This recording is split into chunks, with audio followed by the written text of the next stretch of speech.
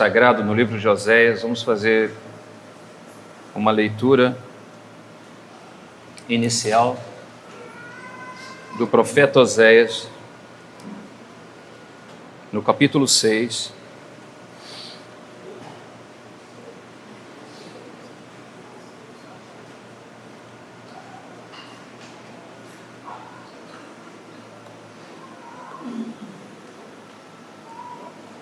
Essa leitura eu gostaria que meus irmãos estivessem bastante atentos, porque vai ser uma forma de epígrafe, uma forma introdutória, e nós vamos, com a ajuda do Senhor, nós vamos meditar sobre esse texto junto a mais um texto da carta de Paulo aos Efésios. Mas vamos primeiro fazer a leitura simples desse texto.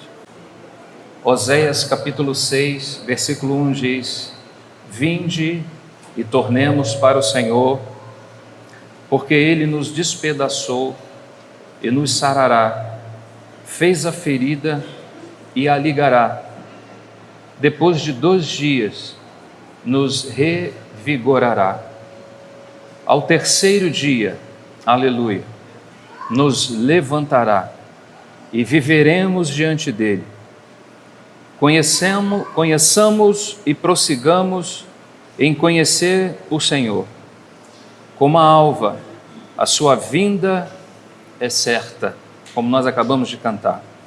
E ele descerá sobre nós como a chuva serôdia que rega a terra. Gostaria que vocês sublinhassem fortemente a expressão: conheçamos e prossigamos em conhecer ao Senhor. Agora nós vamos à carta de Paulo aos Efésios, no Novo Testamento. Efésios capítulo 1, acompanhe comigo, por favor.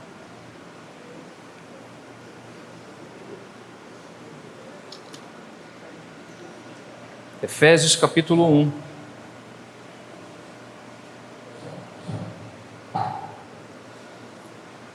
Versículo 9, Paulo está falando dentro de um contexto do que ele vai apresentar agora, e nós vamos ver isso à medida que formos meditando nessas palavras. Efésios 1, versículo 9, diz: desvendando-nos, ou descobrindo-nos, ou revelando-nos o mistério da sua vontade, segundo o beneplácito que propusera em si mesmo ou em Cristo, de fazer convergir nele, na dispensação da plenitude dos tempos, todas as coisas, tanto as do céu como as da terra. Esses 2 textos aparecem, irmãos, vou preferir porque a minha voz ela falha com o decorrer do processo, e falar alto aqui vai ser um pouco difícil para mim. Vou preferir colocar esse assunto aí que o Billy inventou.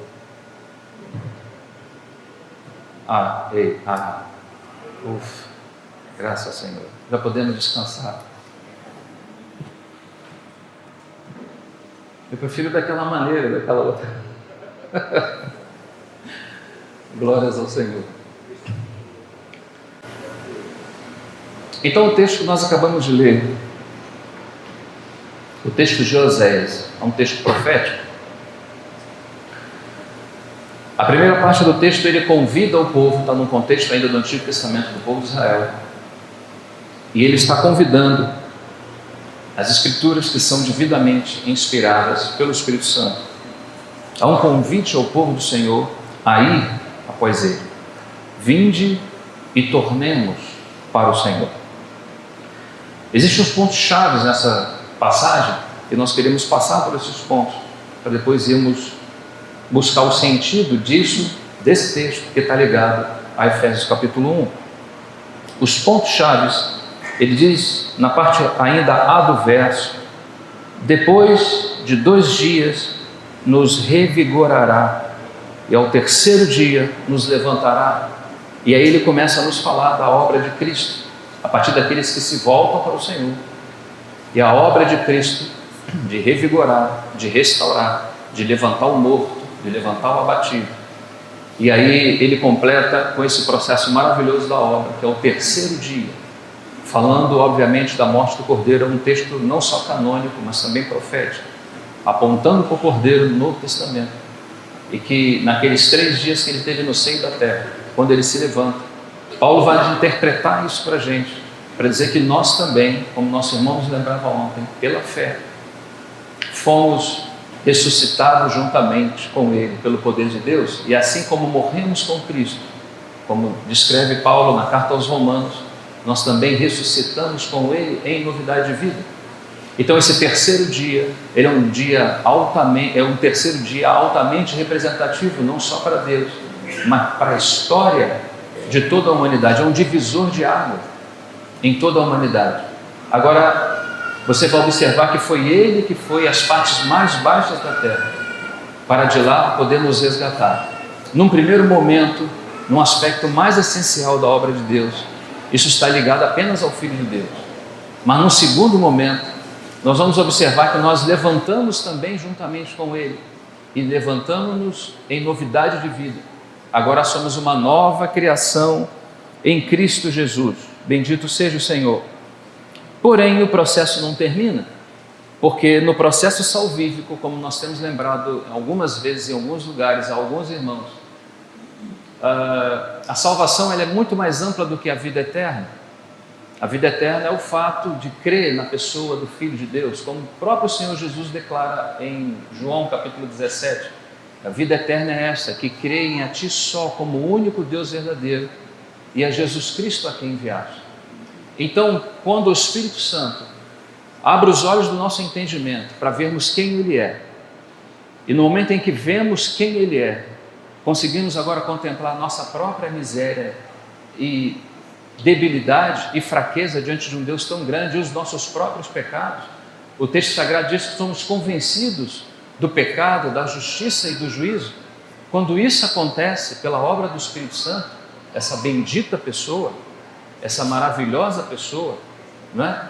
Quando isso acontece, então acontece agora um novo nascimento. O fundamento é colocado em nós, a pessoa do Filho de Deus, e toda a sua obra pelo Espírito Santo. A realidade da obra de Cristo agora pode ser colocada dentro de nós. Porém, essa é uma obra muito grande. Ela não abrange só o aspecto da fé salvífica, no sentido de nascer de novo.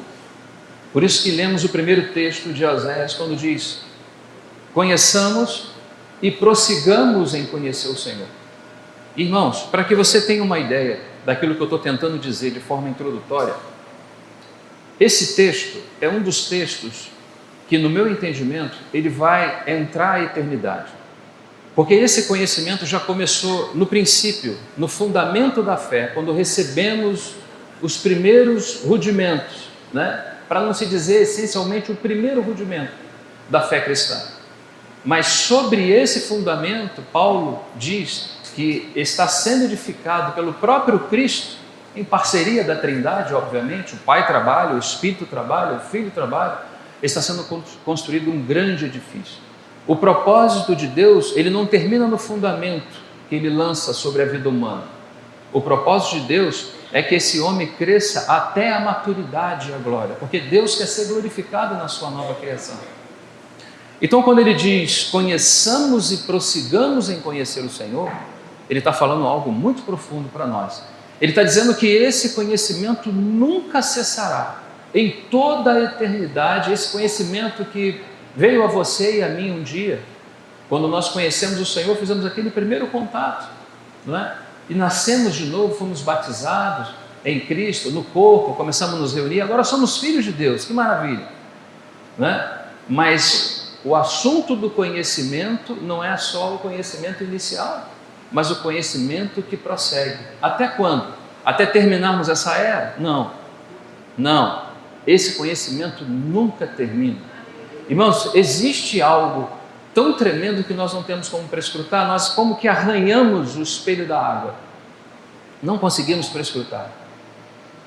Mas de alguma forma, à medida que esse conhecimento vai se dando, o Espírito Santo começa a abrir realidades espirituais que você e eu, nós nunca vimos antes. E eu nem sequer, irmãos, estou me referindo aos dons espirituais, que também é a obra do Espírito Santo. O Espírito Santo tem muitas obras, não são só os dons. Ele tem muitas obras, e uma dessas obras é prosseguir em conhecer, em revelar a pessoa bendita do Filho de Deus. Por que isso? Porque Deus quer ser conhecido.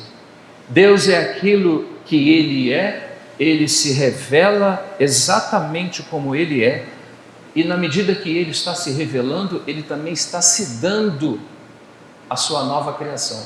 Quando Deus mostra a você algo, quando algo de Deus brilha aos seus olhos, quando os seus olhos são abertos, os meus olhos, para vermos realidades cada vez mais profundas em Deus, Deus não está apenas comunicando um conhecimento a nós, Deus está comunicando-se a si mesmo a nós. Então, por toda a eternidade, quando terminar essa era, quando daqui sairmos e formos estar com o Senhor, depois sabemos da questão do milênio e todas essas questões do porvir, mas vamos entrar no novos céus, na nova terra. O que faremos por lá? Esse texto de Oséias responde: conheçamos e prossigamos em conhecer o Senhor. Esse assunto de conhecimento, ele já iniciou-se em nossa vida. Cada um de nós que conhecemos o Senhor como nosso fundamento, somos agora convidados a conhecê-lo como a nossa sobreedificação. E o que é exatamente que Ele está sobreedificando em nós? A si mesmo. A si mesmo. Por isso que existe uma heresia muito próxima dessa afirmação que eu estou fazendo, onde diz que o homem chega num determinado momento que, de alguma forma, ele é absorvido pela divindade e torna-se um Deus também. Por que essa interpretação? Alguém provavelmente passou por esse caminho do conhecimento de Deus, da necessidade do conhecimento de Deus que se dá ao longo da existência humana, né? E por algum motivo entendeu que Deus está assim se comunicando-se a si mesmo, aquilo que é próprio dele. O erro dessa heresia é não entender que existem dois aspectos em Deus que precisam ficar claros para nós. O primeiro fala da sua realidade essencial. Deus é aquilo que é e não imparte absolutamente nada do que Ele essencialmente é com nenhuma de suas criações, de sua criação ou de suas criações.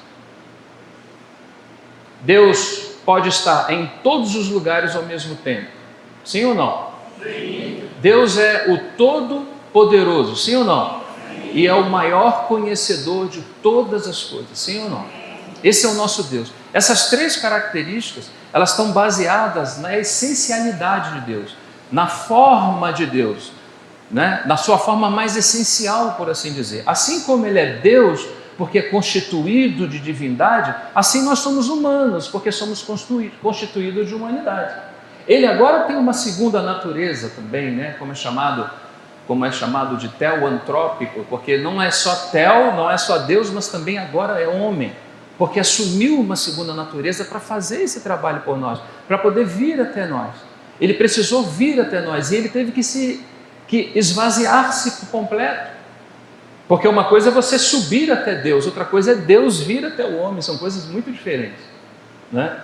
Então, quando Deus faz esse movimento em direção a nós, se vestindo dessa roupagem, desse corpo, dessa humanidade, assim como nós temos, é porque Ele precisa comunicar a nós os assuntos que Ele quer comunicar durante toda a eternidade. Irmãos, nós não vimos absolutamente nada de Cristo ainda. Nós não enxergamos absolutamente quase ou absolutamente nada de quem seja a pessoa do Espírito Santo ainda. Ainda querendo nos aproximar, nós nos equivocamos, porque nos falta esse conhecimento. Nós temos o conhecimento básico e à medida que somos convidados por esse texto a nos aproximarmos do Senhor, para conhecermos e continuarmos a conhecê-lo, assim como Ele é, assim como Ele se revela, e na maneira que se revela, se entrega, se dá, não é? Então, nessa mesma medida, nós vamos entrar à eternidade, e os dias da eternidade serão dias marcados pelo conhecimento do povo de Deus acerca do seu Deus.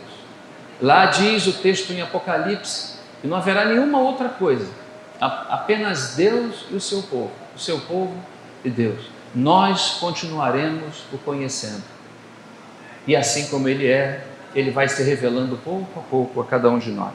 Entramos então no texto de Efésios capítulo 1, e o texto de Efésios capítulo 1 já começa com esse assunto de desvendando-nos o mistério da sua vontade.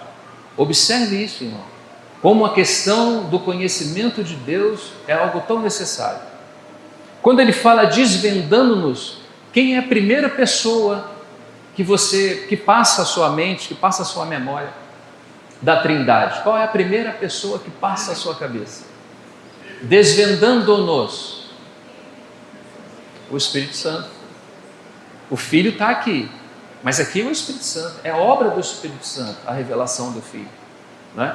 E é mistério, você observa isso? Às vezes a gente vai tão rápido, irmãos, e a gente não conhece, e a gente tem que ter cuidado, porque nós somos muito frágeis em nós mesmos, e até o que achamos que é revelação hoje, amanhã temos que consertar. Outras são revelações mesmo, e vão ser acrescentadas, mas outras vão dizer, Senhor, me perdoe, eu achava que era dessa forma, e não era exatamente assim.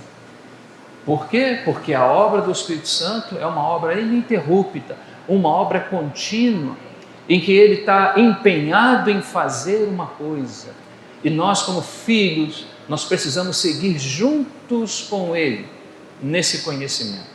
Ele nos deu um primeiro conhecimento, um conhecimento de quem era o Filho de Deus. Nós estávamos mortos nos nossos pecados e delitos. Esse próprio texto vai nos mostrar que aqui não está apenas a vontade de Deus, mas aqui também está o Deus da sua vontade. Então, num primeiro momento, nós estávamos mortos, nossos pecados e delitos, fazendo conforme a vontade da carne, dos pensamentos, do nosso coração, etc. Um dia a luz de Deus brilhou sobre nós. Um dia o Espírito Santo abriu os nossos olhos. Eu, por exemplo, eu venho de uma família cristã, né? E sempre me achava cristã, porém nunca fui. Aí eu achava que a família era suficiente. Meu avô orou por essa família 40 anos. Antes dele morrer, ele falou isso para mim. Ele falou, meu neto, eu orei por essa família 40 anos. Irmãos, a minha família não teve uma história muito boa. Porque começou, meu avô era um pastor, né? Enfim, viveu 60 anos no ministério servindo ao Senhor, né? E aconteceram algumas coisas, a família se separou, muitos danos. Satanás faz um dano terrível quando as famílias se separam, isso é terrível, não é? E ao longo desse período a família aumentou, mas no mundo desviaram-se totalmente. Irmãos, meu avô fechou os olhos. Você vai ter que, com nossa família é extremamente grande, vai chegar um ônibus do Rio aí, provável que 30% seja familiar meu. Irmão, você vai contar a dedo quem são aqueles que não receberam o Senhor ainda. Deus ouviu a oração daquele homem. Por 40 anos ele não desistiu. Não desista também, irmão. Não desista daquilo que você está buscando, está orando, está confiando, está crendo. Se mantenha na posição do filho, irmão. Que Deus cuida, que Deus ama, não é? Ele está sentado num trono, irmãos. O trono não está vazio, tenha certeza disso. E Ele tem todas as coisas sob o seu domínio, todas as coisas sob o seu cuidado. As coisas fogem do nosso cuidado, do dele não. E se você tem preocupação com alguma coisa, Ele domina aquilo do início ao fim. Ele conhece aquilo com profundidade. Não deixe o diabo falar para você que isso já passou muito tempo, isso já deve ter sido esquecido por Deus. Pode ser esquecido por você, mas Deus continua trabalhando. Deus continua dentro do seu propósito. Ele não abre mão daquilo que está fazendo. E Ele conhece as coisas profundamente. Não deixa que o diabo fale diferente para você. Continue crendo. Continue crendo. Não sei porque eu entrei nessa tangente aqui, mas pode ser que você esteja precisando disso. Na verdade, todos nós precisamos em algum momento da nossa vida. Todos nós precisamos continuar confiando naquele que está sentado no trono, não é? Daquele que está sentado no trono e que tem todas as coisas sob os seus cuidados. Bendito seja o seu nome. Então, nesse momento em que a luz de Deus brilha sobre nós, começamos então a entender, não entendíamos absolutamente nada, talvez uma ou outra pessoa aqui fosse de família evangélica, mas um ou outro não. Então começamos a entender num determinado momento que existe um Deus. Então, como falei de mim mesmo, irmãos, achava que era crente, não era crente, estava mais perdido do que, como diz aí, cego em tiroteio. Perdido completamente, mas por ter uma família evangélica, então, bom, nasceu nessa família crente.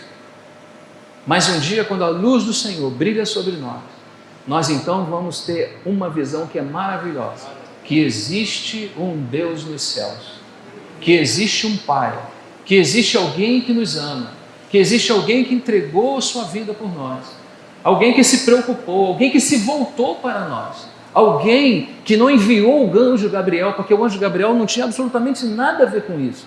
Os nossos pecados, eles foram contra Deus. Eles atingiram o coração do próprio Deus. Então quem tinha que nos liberar o perdão não era o anjo Gabriel e nem nenhum outro enviado de Deus. Teria que ser o próprio Deus. E foi isso que ele fez. Então quando ele veio, ele entregou a sua vida por nós, ele abriu-nos os olhos, o Espírito Santo, esse que nos desvenda, nos abriu os olhos para vermos essa bendita pessoa, esse Deus trino, né? Um em unidade essencial e trino em personalidade, esse Deus maravilhoso. Porém, o texto continua seguindo conosco dizendo: conheçamos e prossigamos em conhecer o Senhor. Não é suficiente, irmão, nunca vai ser suficiente nessa terra, até porque o conhecimento vai passar os céus e a eternidade. Sempre teremos que estar nessa jornada do conhecimento de Deus. E esse conhecimento, ele não é apenas um conhecimento literal, irmãos, ele também é empírico, ele é experimental. E aqui, como nós estamos introduzindo esse tema, nós precisamos dizer bem claro que não é um assunto de estudar sobre Deus. A mente humana não consegue prescrutar essas coisas. Deus só pode ser conhecido por revelação. Ninguém conhece o Filho senão o Pai. Ninguém conhece o Pai senão o Filho.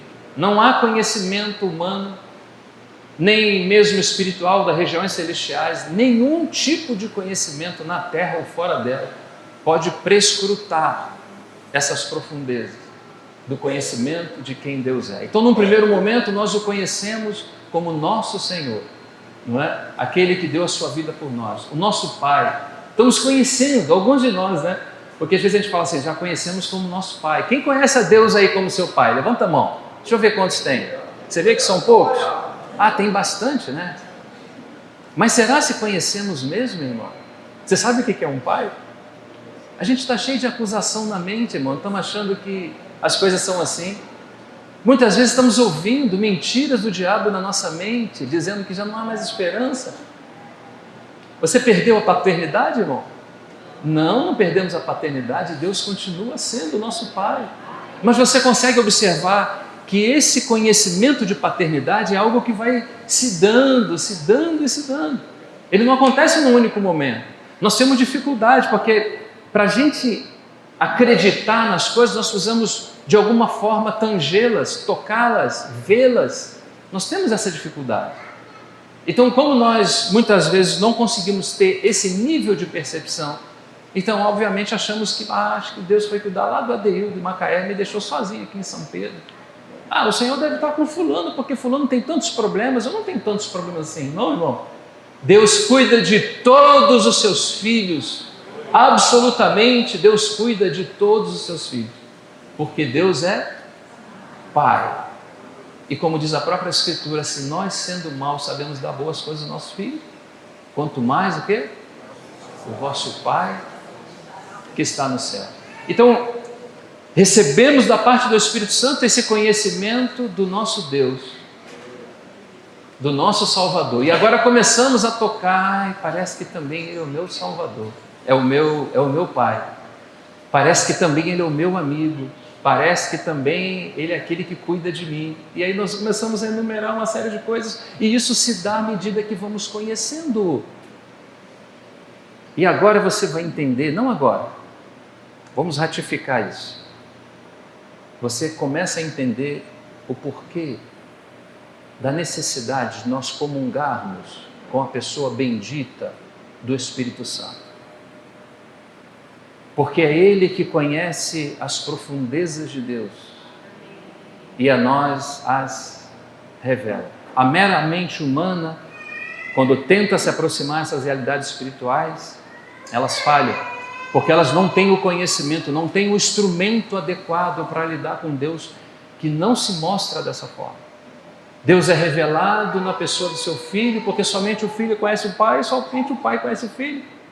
E o Espírito Santo, que faz a ligação desse conhecimento, traz até nós. Ele que mesmo que aprofunda nas relações com Deus, porque também é Deus, é a pessoa bendita que nos foi dada para conhecermos tudo que da parte de Deus não somente Ele é, mas também aquilo que Ele faz. O Senhor certa vez disse aos seus discípulos: eu não vou chamar vocês mais de servos. Olha, irmãos, que servos já é uma escala de conhecimento alta. Nós somos filhos e à medida que vamos sendo trabalhados, que vamos conhecendo, que vamos entendendo que esse Deus que estamos conhecendo também tem vontade. À medida que vamos entendendo a vontade, então começamos a entender também a nossa posição nele para servi-lo segundo a sua vontade. Então, na medida que esse conhecimento vai se dando de quem é Deus, começamos a descobrir que Ele tem vontade. A princípio não sabíamos que existia Deus, mas no momento que Ele nos salvou, agora não somente sabemos que Ele é Deus, mas quando Ele nos chama, como o texto de Hebreus diz, vinde, tornemos para o Senhor. Na medida que Ele nos chama e nós o correspondemos, quando há esse retorno, esse feedback a Ele, esse retorno, e começamos a conhecer, nesse interrelacionamento que não está apenas na Escritura, mas também na experiência, não está também só na experiência, mas também na Escritura, e aqui tem um grande equilíbrio aqui, não é? Como aquele equilíbrio que é apresentado na arca, quando Deus fala para Moisés, quando ele fizer a arca, ele vai colocar a tampa sobre a arca, sangue sobre a tampa e propiciatórios nas extremidades, mostrando que os querubins na presença de Deus, assim como quando foram colocados Adão para fora, Adão foi colocado para fora junto com Eva, foram colocados querubins com espadas flamejantes, porque eles representam esse aspecto é um aspecto representativo. Deus não precisa que alguém o defenda, mas Ele coloca esses aspectos representativos na criação. Ele não precisa do nosso serviço, mas Ele quer que a gente sirva.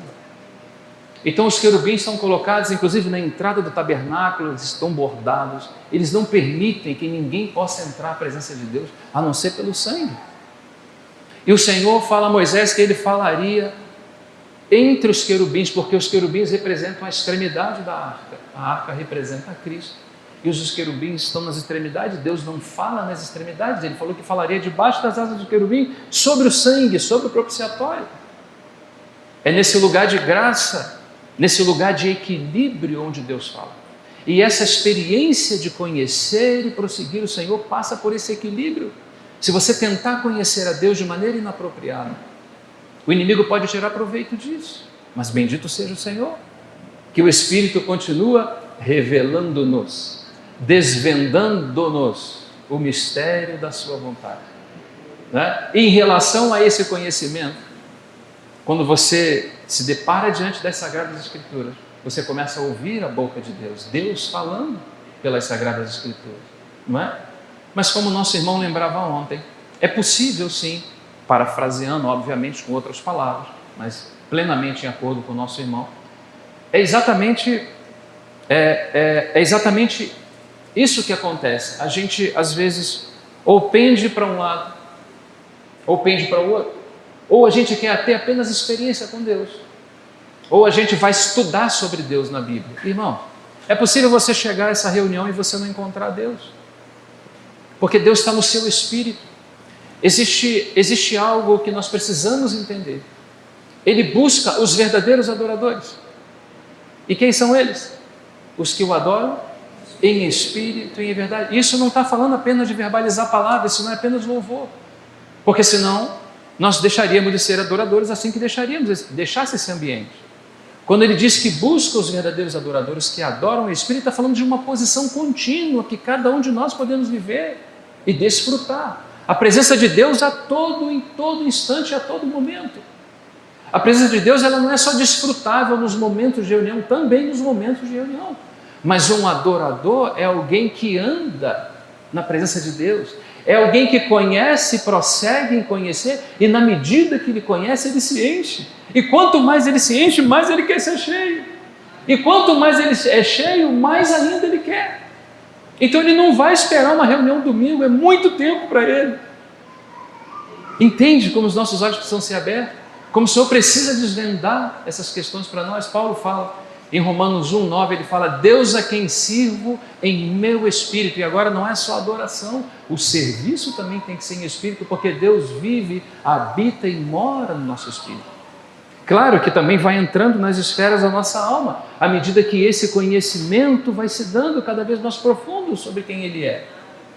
Nós não conhecemos, e vou repetir, absolutamente nada. Nós estamos arranhando o espelho d'água, irmãos, do conhecimento de Deus. Teremos toda a eternidade, repito. E isso nunca vai acabar. O adorador, toda a eternidade, e isso nunca vai acabar. Os que louvam também. Os que servem também. Porque Deus é eterno. E a sua vontade também é eterna. E aqueles que Ele tem como seus, aqueles que Ele já chamou, e já os colocou na posição de filhos, esses também o acompanharão por toda a eternidade, e teremos uma eternidade para juntos conhecermos o nosso Senhor. Eu fico pensando na eternidade, muitas vezes eu dou um pulo lá na eternidade. Alguém vai dizer assim, que viagem, irmão. Eu dou um pulo lá na eternidade para olhar de lá para cá, para ver quais serão os sentimentos lá. Às vezes eu penso também um pouco no tribunal de Cristo, né?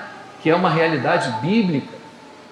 E o tribunal de Cristo diz que nós não vamos para lá para sermos condenados ao inferno ou destinados ao céu. Não é nisso que nós cremos, somos filhos, efetivamente filhos. Porém, parece que alguém vai nos perguntar, pode ser que seja o próprio Senhor, né?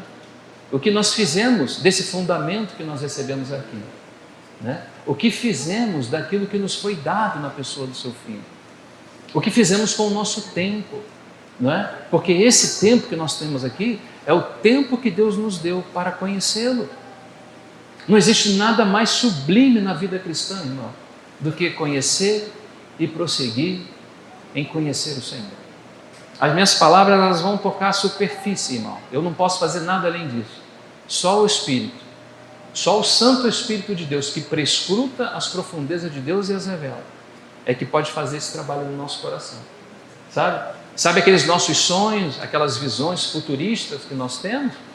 Todas elas, irmão, elas são reduzidas a pó quando nós começamos a conhecer quem é o Deus do qual nós somos filhos. Quem é esse Pai do qual nós somos filhos? Bendito seja o seu nome. E na medida que vamos nos aproximando do conhecimento de quem Ele é, vamos descobrindo que agora de filhos chegamos a servos, mas também de servos podemos chegar a amigos. Irmãos, eu não acredito que você vai encontrar a primeira pessoa aí fora, depois dessa reunião, mesmo que seja um crente, o seu irmão, e você vai abrir alguns segredos para ele. Você vai fazer isso? Alguns segredos íntimos da sua família, que talvez você tenha dificuldade, você precisa falar com alguém. Com quem você vai fazer isso? Com qualquer crente, com qualquer pessoa? Por ele ser um filho de Deus? Muito menos com o ímpio, né? Mas só por ele ser um filho de Deus? Não, você não vai fazer isso. Existe uma forma de singularidade no caráter de Deus e naquilo que Ele constituiu o homem. Assim também é Deus, irmão. Ele não tem como revelar. Ele diz que revela as suas profundidades aos seus amigos. Quem são os seus amigos? Aqueles que estão próximos. Aqueles que estão interessados, não em algum tipo de movimento que começa hoje e termina amanhã, mas aqueles que estão com o coração segundo o coração de Deus, alinhados ao propósito eterno divino. Você acha que o seu trabalho, por mais sucesso que tenha hoje, você acha que até quando ele dura? Ele dura a eternidade? Ele passa a eternidade? Ele nem sequer vai para o cemitério. Você vai sozinho para lá, com alguns irmãos. E depois os irmãos voltam, você fica. Você vai para a presença de Deus e seu corpo fica ali. As coisas que nós damos valor hoje, elas são valorosas porque o conhecimento de Deus ainda é pífio diante dos nossos olhos. Como precisamos prosseguir em conhecer o Senhor? Precisamos conhecer o Senhor em relação à sua vontade em relação a mim mesmo, o meu chamamento, a sua vontade em relação à minha família, o que o Senhor tem direcionado, né, de uma forma específica, a sua vontade em relação à igreja. Não, irmão, nós já temos as Escrituras, mas exatamente como nosso irmão estava explicando ontem. Nós podemos ter o Logos, mas não temos um direcionamento claro daquilo que Deus quer para nós naquele tempo, não é? Será se, por exemplo, Deus está nos chamando para a oração coletiva nesse tempo? Ou será se Deus está nos chamando para ler e estudar um determinado tópico ou tema das Escrituras Sagradas? O que Deus está falando com você na sua localidade? O que Deus está falando com você particularmente? O que Deus está falando com você em relação à sua família? Você sabia irmãos, que Deus tem um falar para cada uma dessas áreas. E como nós podemos saber disso? Aproximando dele. Por isso que o texto, ele segue vindo, vinde e tornemos, vinde e tornemos. Aqui está, irmãos, um dos motivos pelo qual a igreja do Senhor ainda caminha com tanta dificuldade. As nossas reuniões, por exemplo, elas são reuniões que podem ser muito cheias, muito frequentadas, por exemplo, num domingo, para um ministério específico da palavra.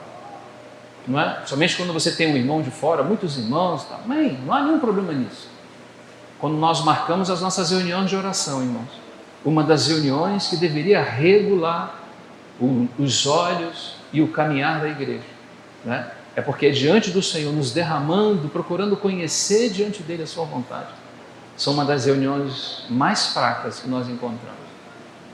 E aí depois, por essa dificuldade, nós queremos buscar visitações, queremos certos níveis e tipos de bênção e não encontramos.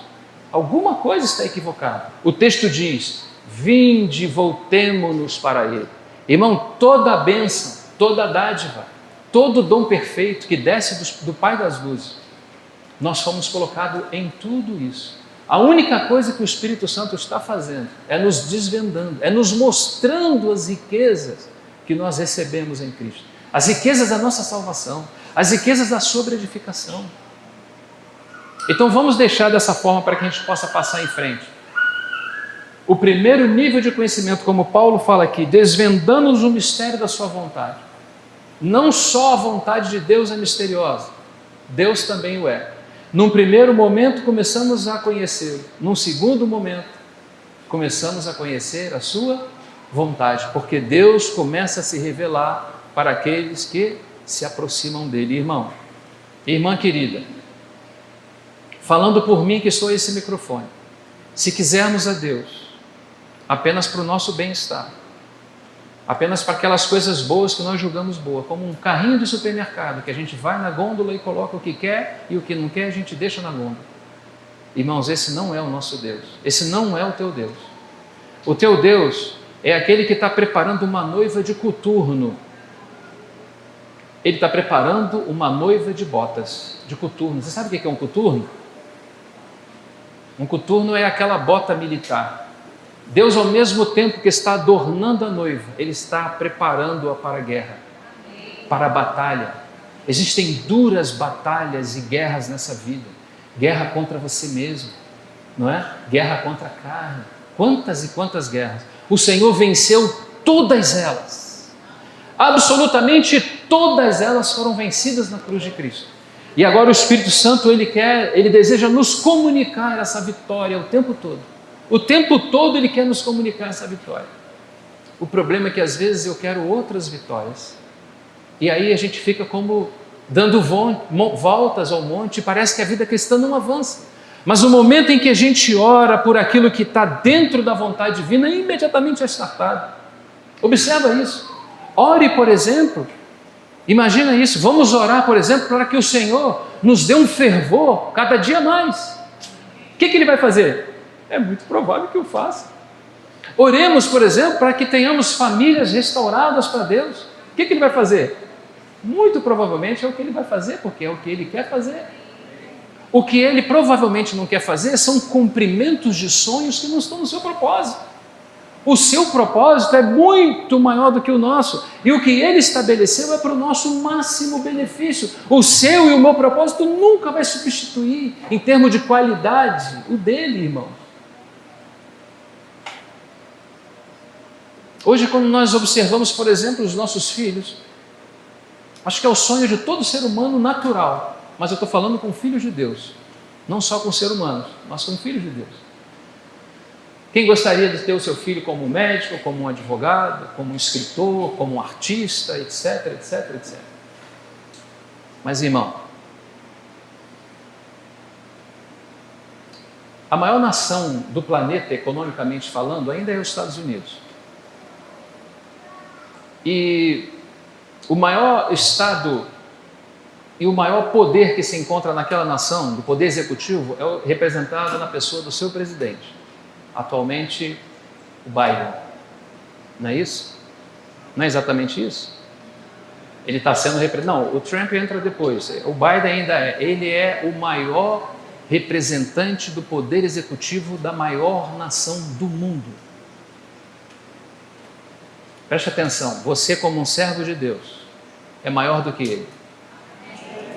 Você, como um puro servo ou uma serva de Deus. Você que de manhã acordou aqui e veio com a preocupação de limpar essas cadeiras, porque os santos do Altíssimo sentariam nesse lugar. É maior do que o serviço que o Biden está fazendo na Casa Branca. A gente precisa ter os olhos abertos para ver o local em que Deus nos colocou. Nós somos colocados em regiões celestiais em Cristo. E toda a sorte de bênção espiritual já nos foi dada na pessoa do seu Filho. E o que o Espírito Santo está fazendo agora? Está nos comunicando essas realidades.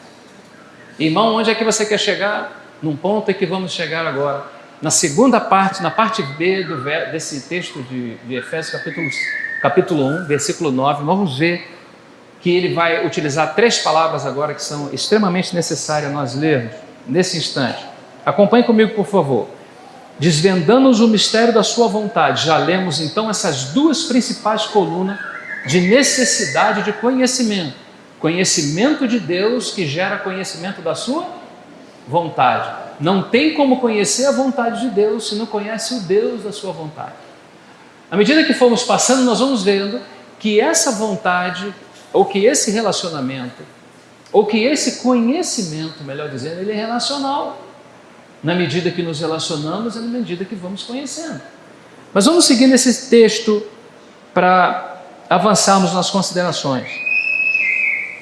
Desvendando-nos o mistério da sua vontade, segundo o beneplácito que propusera em Cristo. Segundo o beneplácito que propusera em Cristo.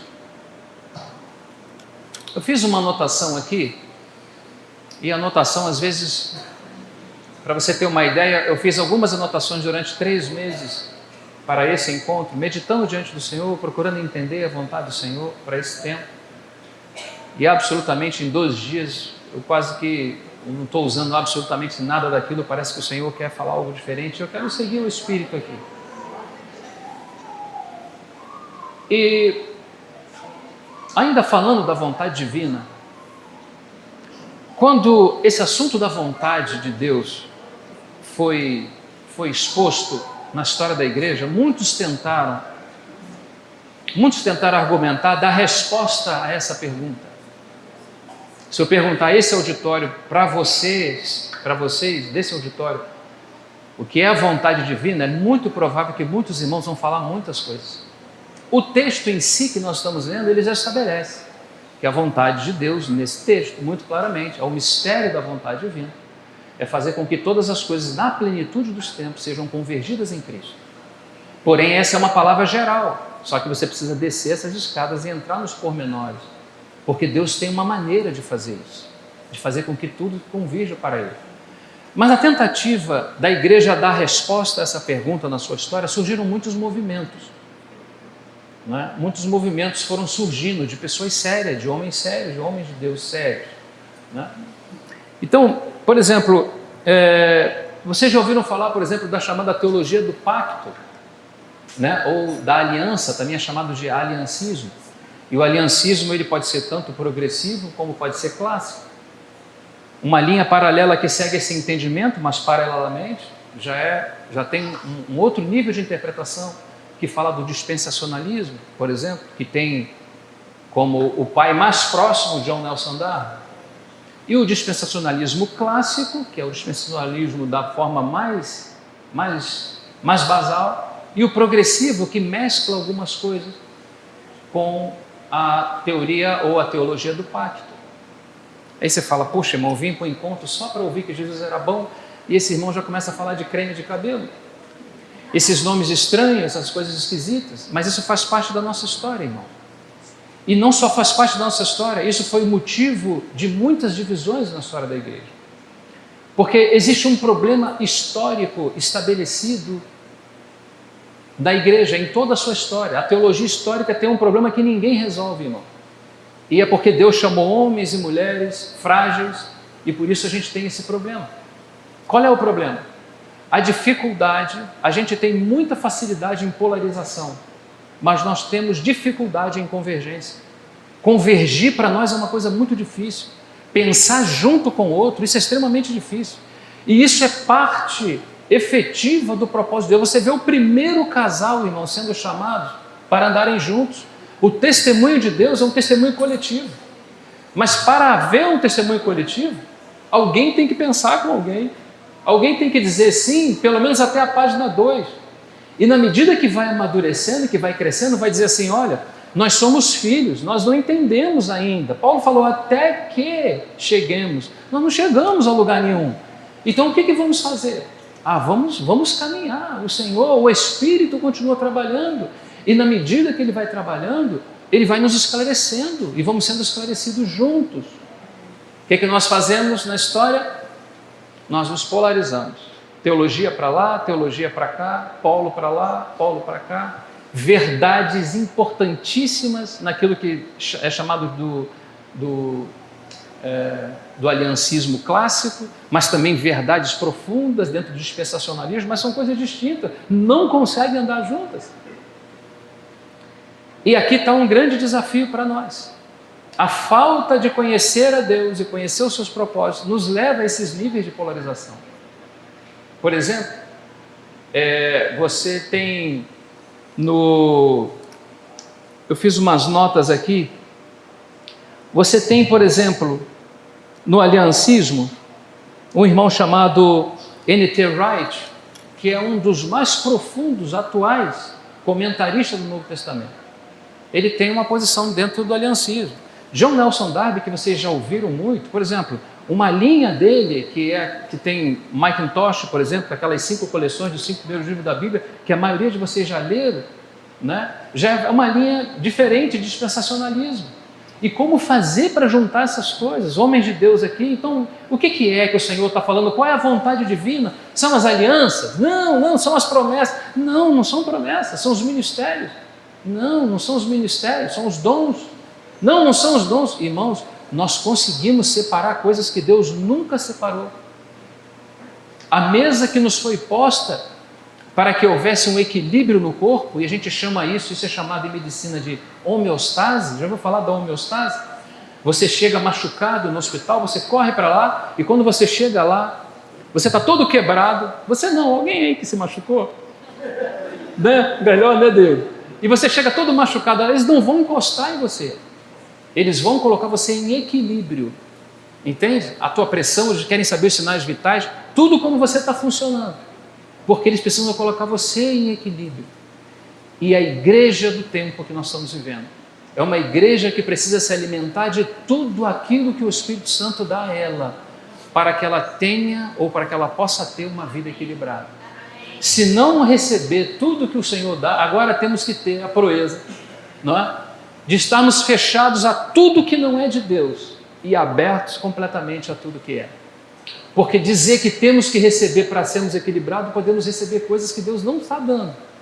Agora, deixar de receber coisas que Deus deu para a igreja, para a sua vida, para o seu crescimento, para o seu funcionamento, se deixar essas coisas, a gente deixa de ser edificado. E vamos sempre ficando nessa coisa de pêndulo, ou do lado direito ou do lado esquerdo, não estou falando de política, mas sempre vamos aos pêndulos, às extremidades, e deixamos esse ponto de equilíbrio. Quando Paulo fala desvendando-nos o mistério da sua vontade, ele está falando que o Espírito Santo está fazendo esse trabalho de abrir diante dos nossos olhos as questões mais profundas, porque ele está falando que é mistério, isso aqui não pode ser levado de qualquer maneira, irmão. Ele está dizendo que é misterioso, é enigmático, só o Espírito Santo pode revelar. O texto segue, acompanhe comigo, por favor. Desvendando-nos o mistério da sua vontade, segundo o beneplácito que propusera em Cristo. Segundo o beneplácito que propusera em Cristo. Nós temos 3 coisas importantes aí. E aqui começa um pouco de algo interessante, irmãos. Que aquilo que é próprio de Deus, de alguma forma, também pode ser visto na criação. E Deus faz exatamente isso. Porque Ele quer ver o interrelacionamento das pessoas da Trindade com a nova criação, com o novo homem, a igreja.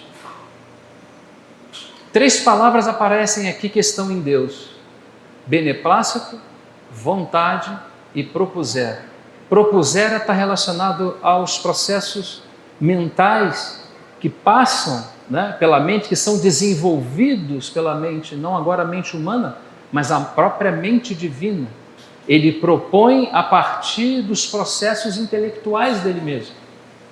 Mas não só processos intelectuais, aqui também aparece a palavra vontade, da questão daquela volução, da decisão que você toma a partir da vontade. E não somente vontade, aqui aparece uma terceira palavra, beneplácito, essa palavra um pouquinho estranha. O bom desejo, pode ser traduzida como prazer, pode ser traduzida como alegria, ou seja, Deus tem vontade, Deus tem emoções e Deus tem mente.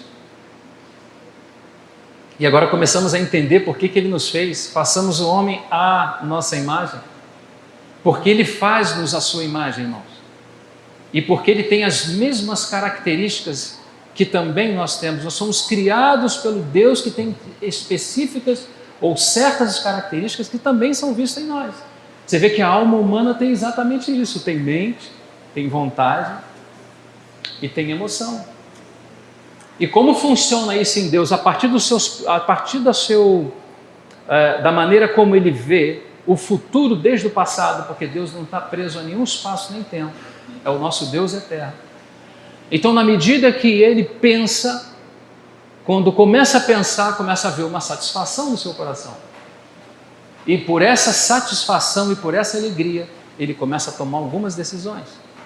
Você vai observar que é exatamente assim que acontece conosco. Quando você veio para esse encontro, provavelmente alguém falou para você: irmão, vai ter um encontro lá em Guarapari.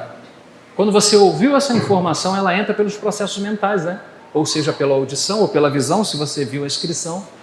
Ela entra pelos processos mentais, e essas informações que vêm os processos mentais, em 0,2 segundo elas são processadas e vão fazer impacto. Nós conversamos um pouco sobre isso na conferência passada.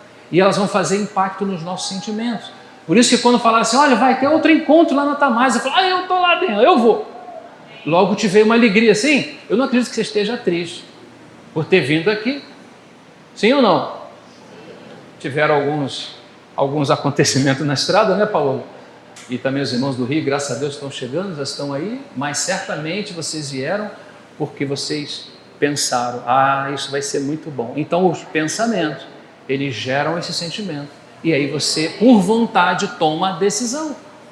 É exatamente o que acontece com Deus.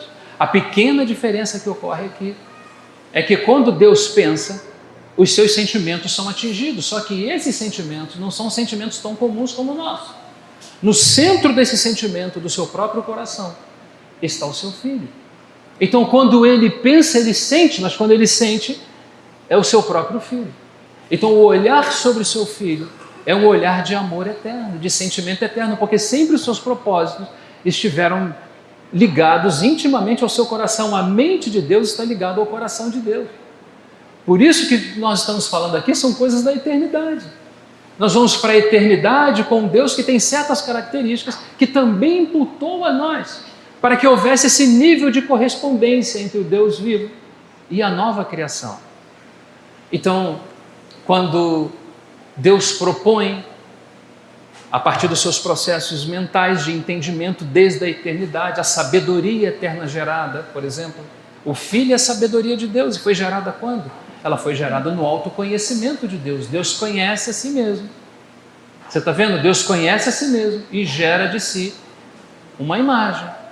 E essa imagem, quem é? No Novo Testamento? É o Filho de Deus. É a imagem do Deus vivo. Então a sua mente, o seu autoconhecimento está ligado ao seu Filho. Sempre, todas as vezes que você vê o conhecimento de Deus, você tem que relacionar com o seu Filho. Ele sempre está pensando no seu Filho. Por isso que você tem Deus Pai, aquele que ama, ou amante, ou seja, aquele que ama. Você tem Deus Filho, aquele que é amado. E o Espírito Santo é exatamente o amor entre essas duas pessoas.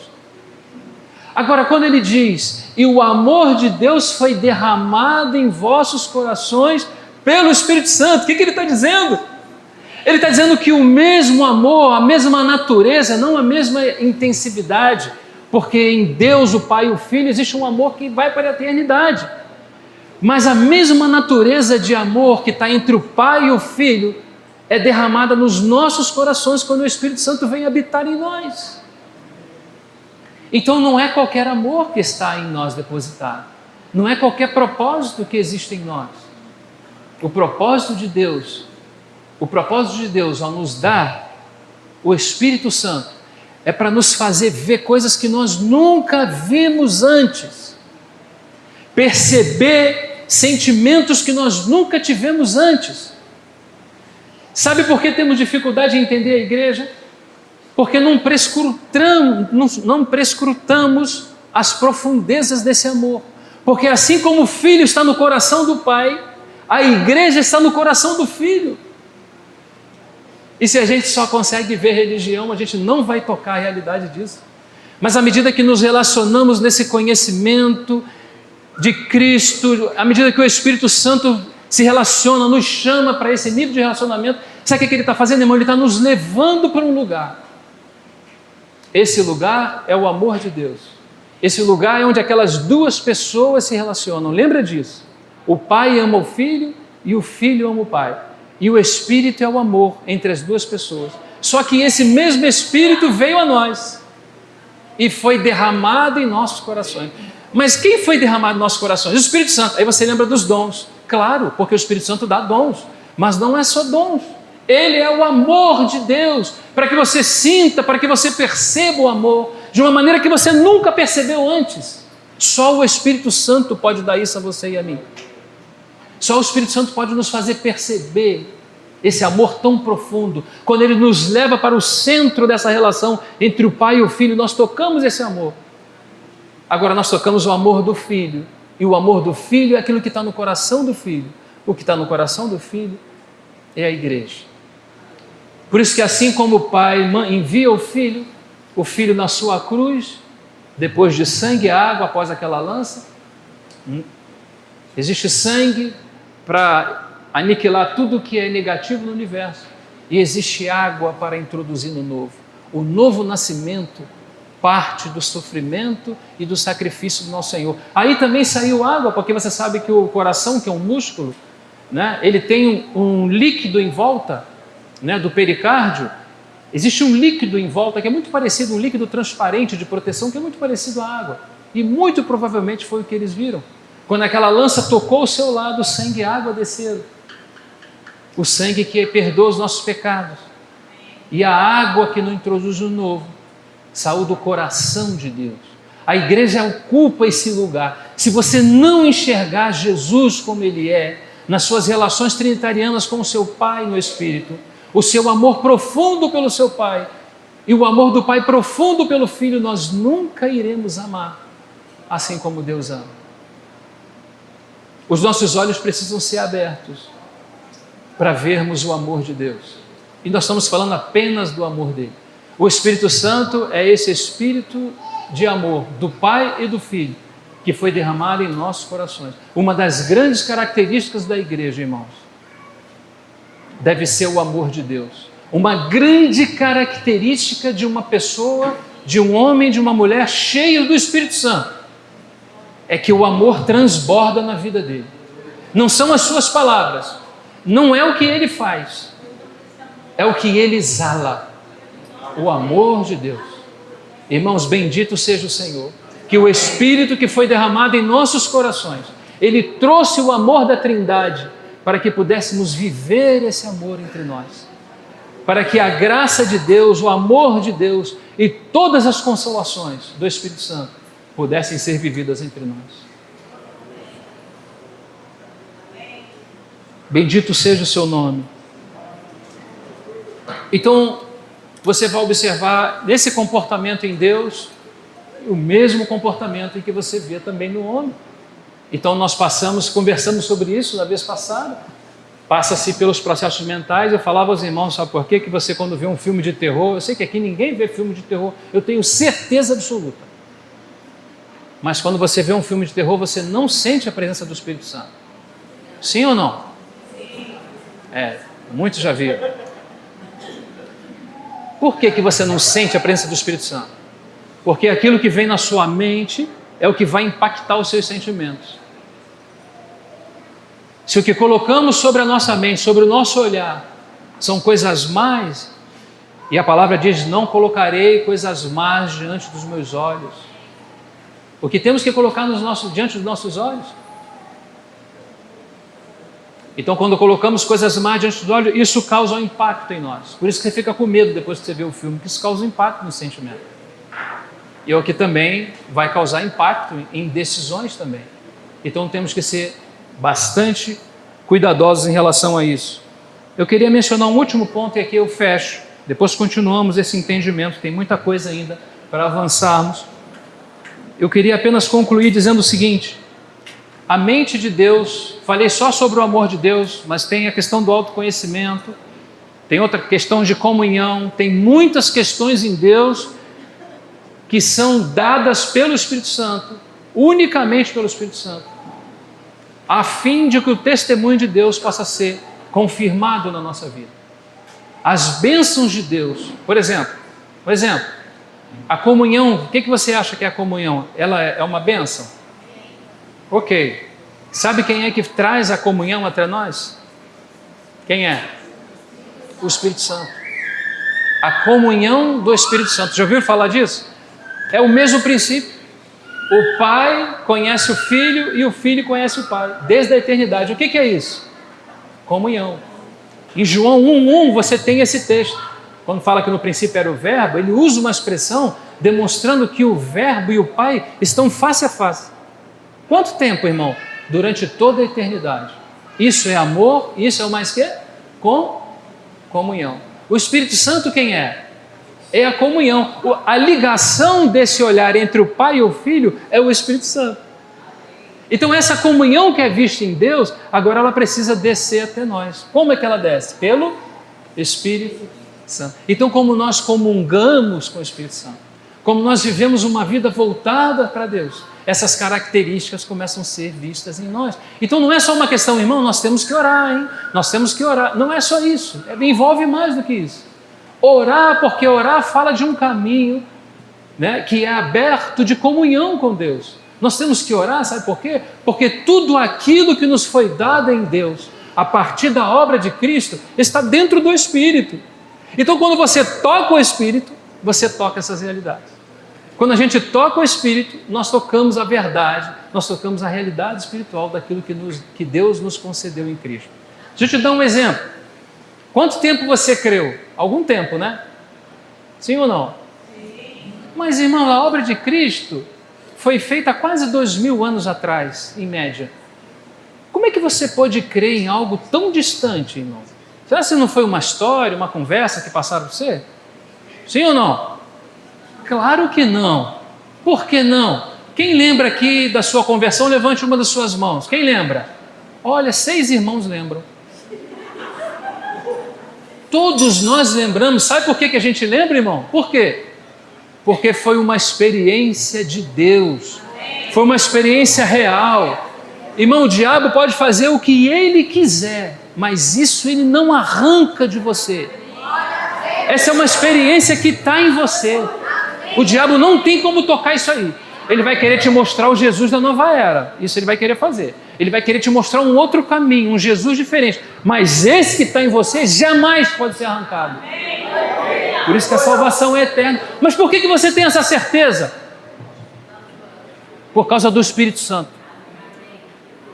Quanto mais nos relacionamos com o Espírito Santo, temos a certeza daquilo que somos em Cristo. Amém.